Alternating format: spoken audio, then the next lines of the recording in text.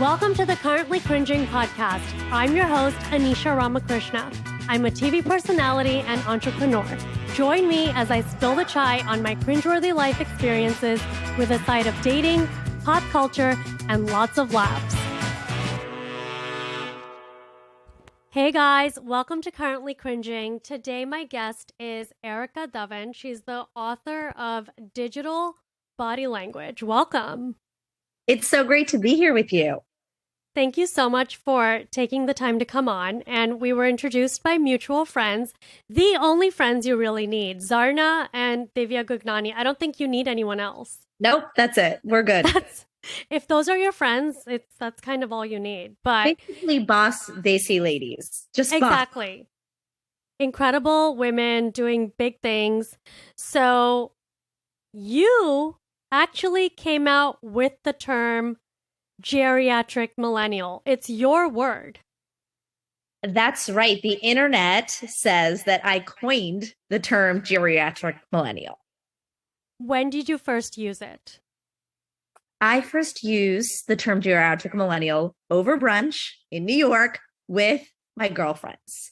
And a lot of it had to do with the fact that we no longer felt like the young woman in the room, in the boardroom, in the cafe, at the coffee shop, at the club, wherever we were.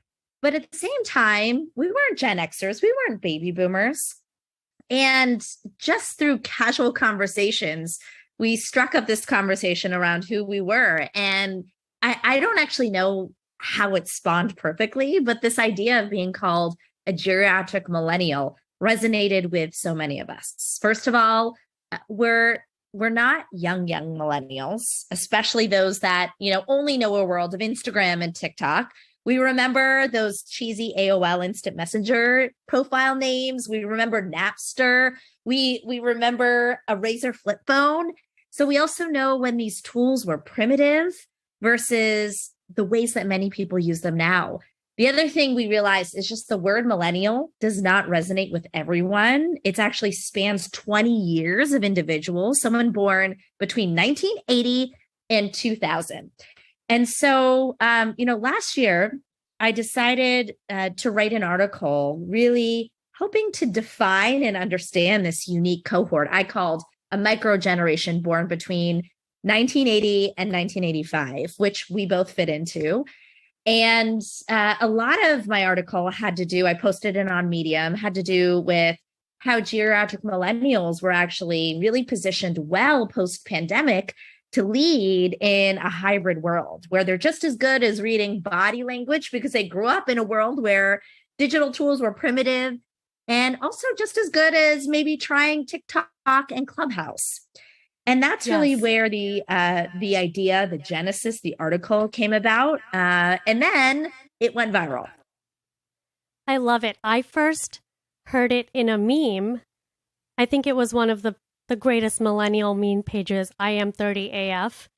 But once we got in contact, you were like, yeah, I coined that word. And I was like, you need to be on the podcast because you are the face of all of us. And I love the word you used, micro generation. And I totally relate to that because I am not a complete millennial. I do feel older than the typical millennial.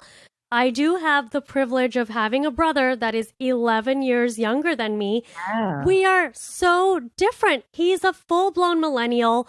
I almost feel like I'm caught between being a boomer and a millennial. We've got a little bit of both. Hence the word geriatric millennial. And it's interesting. A lot of people when I published the piece, it went absolutely viral. It turned into a Twitter hashtag. People started using the phrase geriatric millennial in their LinkedIn and Instagram profiles. And I got a lot of hate too. People on TikTok saying that it felt offensive. Individuals that said, you shouldn't use that term in a similar way that people use the term geriatric pregnancy. And by the way, I had a geriatric pregnancy, but my response to that is, what's wrong with being old? Like, this is kind of the moment of adulting for millennials who are always seen as the young kids. we're not the young kids anymore. Many of us are 40 years old. And I think that's the opportunity we all have now to actually reflect on what was unique about this micro generation that grew up remembering how digital tools were so primitive. They remember that speed up dial connection of the internet. Yes. They remember, collect card phone calls to their parents. And they've also become savvy. So they can be a unique bridge for their parents and their younger brothers like you, or their younger employees who may not know when they actually shouldn't text back and they should actually pick up the phone and call someone. Absolutely. And I notice it definitely on TikTok, because I myself will say I'm a geriatric millennial and I will be having a super geriatric pregnancy when I have children, because I am 38, haven't had even a single child. So it's like the word makes perfect sense to me. I'm not offended. I have heard elder millennial, but I feel like geriatric just hits the nail on the head. We are in the end of the bracket. We're not true millennials, I feel. And I see it on TikTok.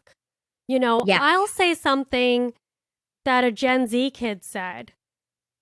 The Gen Z kid's going to get the attention because that's the audience, right? And on TikTok, I am seen as geriatric. So I do think we have that fine line where we can communicate with Gen Z and we understand the way our parents, run the world and do things. We're able to know what a fax machine is.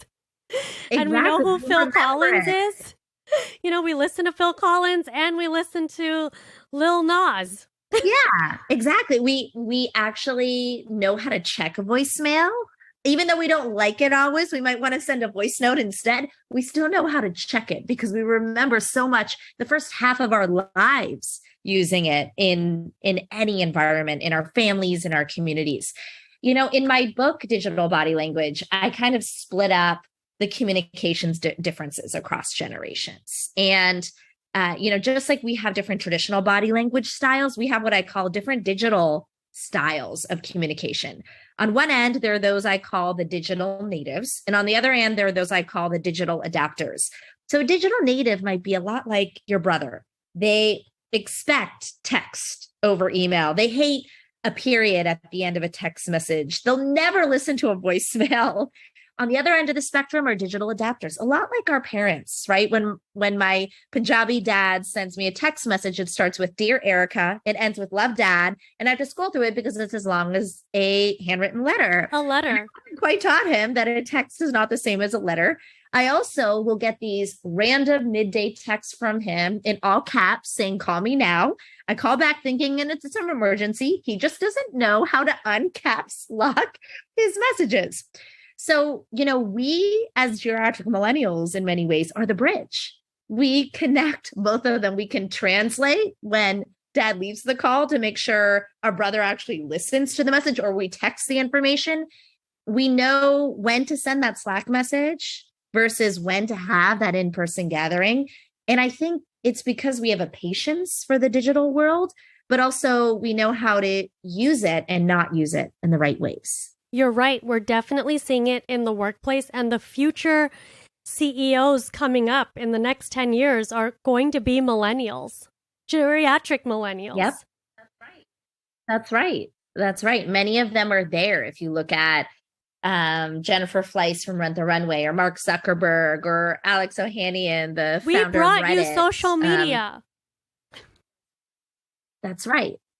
And what I do think we have an opportunity to teach younger Gen Zers is when and when not to use these tools in the right ways, like choosing the right medium, almost giving them the lay down, right? You don't want to celebrate a baby shower on TikTok. You want to be in person. You want to have a meaningful baby shower. When you're having a group conversation, you can build meaningful connections on Instagram. And we can teach 45-year-olds that they can build community in new and different ways. And so we're kind of all like immigrants to a new country of digital communication because every year the tools speed up. But what I would argue is that geriatric millennials have a unique opportunity to keep learning and adapting, but also to remember how important face-to-face connection and body language and just human engagement really is, and to teach others that. Absolutely. And now your book, Digital Body Language. What is digital body language? So we all know that research shows roughly 60 to 80% of our communication is our body language. Handshakes, head nods, lean in.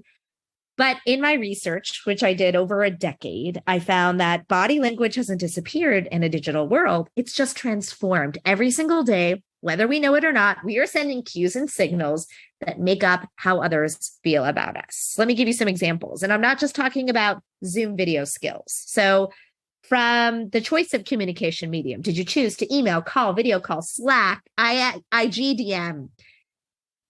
Other factors, punctuation. Did you use 1 exclamation, 3, an emoji, caps? These things mean different things to different people. There was one study that found that when you have 3 exclamation points at the end of a text message, for some that can feel like urgency. For others, it feels like shouting. And for others, it feels like excitement. This is just an example of the different cues we're sending in new ways. Other examples are response time. Did you respond in 3 minutes, in 3 days? So whether we know it or not, we have a digital body language that either makes or breaks relationships now, because most of our relationships, whether we realize it or not, are truly virtual first, even if we're fully in an office with someone. When it comes to my book, what I really wanted to do was create a rule book to not give people a prescriptive way to write and communicate, but to give them the range of the different languages we speak online to help them, 1, understand the signals they send, even if they don't intend to. 2, to become more comfortable being uncomfortable, to stop judging others with first impressions in a digital setting. And last but not least, to really learn how to become fluent, like an immigrant, learning a new language in this new language, especially for those older generations where this is entirely new. And I'll sum it up with one quick story, which is a woman named Kelsey that I was coaching. She's a geriatric millennial, and she was an executive at Johnson & Johnson, and she got some feedback that her empathy was weak. And this was pre-pandemic. I was looking at all the markers of subpar empathy, an inability to listen, to ask good questions. I would attend meetings with her, and it turned out she was great at all these things. When she was in a room with people, she allowed them to feel heard. She asked great questions. She had great body language. But turns out, while her traditional body language was great, her digital body language was abysmal. She would send brief, low context emails and text messages saying, send this to me right now, or where are we on this ? Question mark. She would cancel calls at the last minute, making her team feel disengaged. She would take calls while she was on video call meetings with other people, making them hold while they were waiting. And in many ways, the whole new cues of empathy just looked different. And I had to teach her what empathy and connection looks like now. And I think that example isn't just for the workplace. It translates to our friendships, where friends feel like we're on the phone all the time at dinner. It translates into our marriages and our partnerships, where in text exchanges between men and women, there are differences that we have across genders in digital communication that can turn into massive fights. And so that's just an example of the many ways we're learning how to communicate better in all parts of our lives. I have been known to send short messages, and I've learned now to, like you said, use that digital body language, because not everyone knows what you're saying. Some might think that a short message is rude. Absolutely. Remember, you can be intimidating, even if you don't realize it. Sometimes there are simple things that just make that light difference. Adding an emoji at the end, right? Softening the tone. Research shows that up to 50% of the time in digital communication, the tone can be misinterpreted, not just by new acquaintances, but even by family and friends.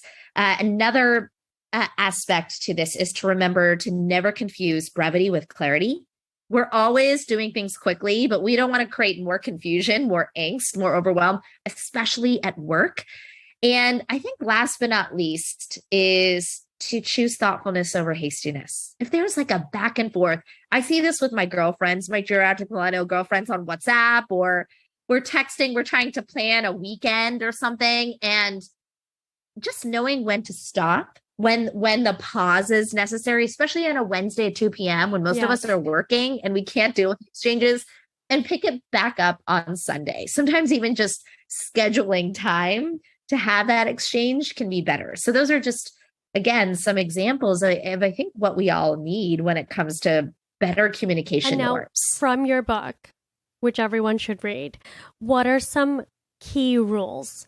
What would be your 3 most important rules? Number 1, don't forget to show gratitude. When you write THX, that is not a thank you. It is an acknowledgement that you got someone's email. So actually show appreciation. You're calling me out. Just take, oh, yes, I am, right? One line, like you did a great job. Just add 3 more letters.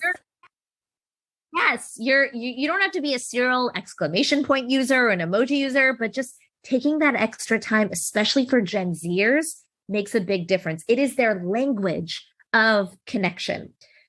Number 2, when it comes to digital body language, remember that in certain cases, speed matters just as much as substance.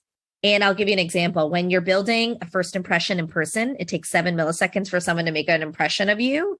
Online, I like to say that quick email recap within like 20 minutes or an hour of a Zoom meeting or even an in-person meeting or some type of exchange is like the new virtual handshake.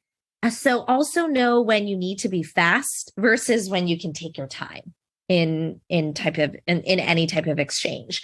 And then last but not least, my final tip is to remember that reading messages carefully is the new listening, and writing clearly is the new empathy. We don't talk the talk. We don't walk the talk. We write the talk. It is our brand. It represents and shapes all of our relationships around us. I love that. And you're calling me out on everything because it also depends on who I'm writing to. But I love the thoughtfulness over hastiness because, you're writing to someone and that's what they're seeing. That's their impression of you. Exactly. And that doesn't mean you need to respond to everything immediately. Sometimes you need time to think. I like to say, have the pregnant pause. If you're angry, if you're in a bad mood and someone sends something that seems passive aggressive or frustrating, do not respond or write a draft, leave it in your inbox, even schedule it if you have to, and check on it the next day. I found that sometimes I would read a message. One client who said, we need to talk tomorrow, need to talk about budget. And I ruminated all night, assuming that she had no budget for a big project we had already discussed. Turns out when we got on the call, she's like, I forgot what the budget was. Can you just remind me? And it's so easy for us to just fall into our own train of thought because we don't have synchronous in-person connection as much anymore. So assume the best intent. Make sure to have that pregnant pause when you need to. And if you're really struggling, like ask a friend, ask a girlfriend, how would they interpret this? When I ask my husband, he's like, oh, they didn't mean anything. And that really brings me back to how men and women communicate digitally too. A woman could send a long, descriptive, detailed text saying like this and this and this, and a man will just say, okay. And, right? Sounds good. Or like it just like as short as possible. And we have to understand a lot, like men and women are different in in-person communication. That translates in a digital world as well. And now you said pregnant and pause. So we're going to wrap up with your personal life because, we like to spill the chai and we're nosy. So you are a geriatric millennial. You had a geriatric pregnancy. How did you meet your husband and when did you have your children? I met my husband in New York City on the dance floor when I was 23 years old. We sort of grew up together in New York. We're both, born and raised to Indian immigrant families, grew up in the US. And we've had to learn and relearn how to fall back in love with each other at different ages of our life. And I think the newest journey of that was after we had 2 kids.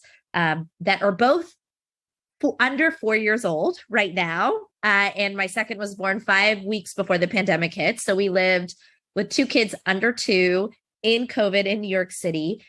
We've learned that we can get through anything, but it takes real work, and it takes constant practice of falling back in love with each other at different stages of our adulting. And I think for any of us that are trying to find love, that are trying to fall back in love, whatever our state is, remember, it just starts by doing the work. And I'm in that state of consistent work, and that you can find the love of your dreams. But it always starts with self-love. It always starts with self-love. And when we were talking earlier before we started recording, I told you, I had to take all of last year off to make dating a full-time job. All of this is work.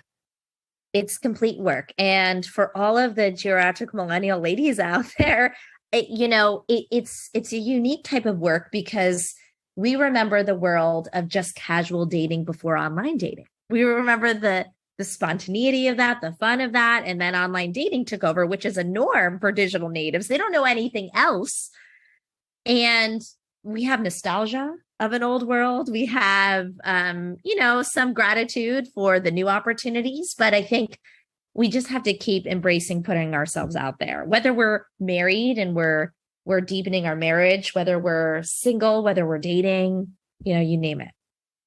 I was so hesitant to go on a dating app because, like you said, we're geriatric. We weren't used to that. Like, I've never gone on a dating app, and I was actually calling them trash. And then in the pandemic, I felt like I had no choice. How was I going to meet anybody? And that's actually how I found my fiance. But let me tell you, it was a challenge to even fill out the form. And it's just it's so difficult for us because we are from both worlds. We are from both worlds, and we have to acknowledge that, and then get a Gen Z girlfriend, right? That you don't always agree with. But I have a 19-year-old who I go to for social media advice. And that may sound, she's basically 20 years younger than me. And I can't believe college age students are 20 years younger than me. I know. But that's the reality. And so it's up to each and every one of us to keep putting ourselves out there at work, in life, in our professional world, in our community. And only by doing that will we keep growing. And how did you know your husband was the one? His dance moves. Okay. He tell you everything. No, I actually think I would say he was willing to go on adventures with me. I love that. And now, where can people find you and get your book? You can find me at my website, ericadhawan.com, where I have my books, Digital Body Language, and Get Big Things Done, where I have online courses that teach you how to be a better manager and leader. I have courses on executive presence and decoding digital communication and how to build your brand in a digital world.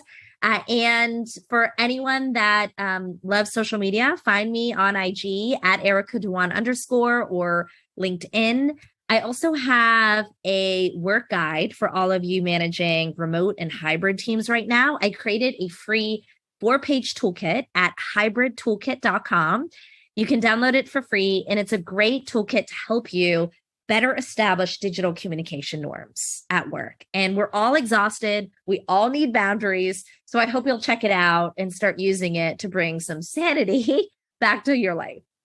We'll definitely link it on the podcast. And thank you so much for taking the time to come here. And I feel like you should be famous.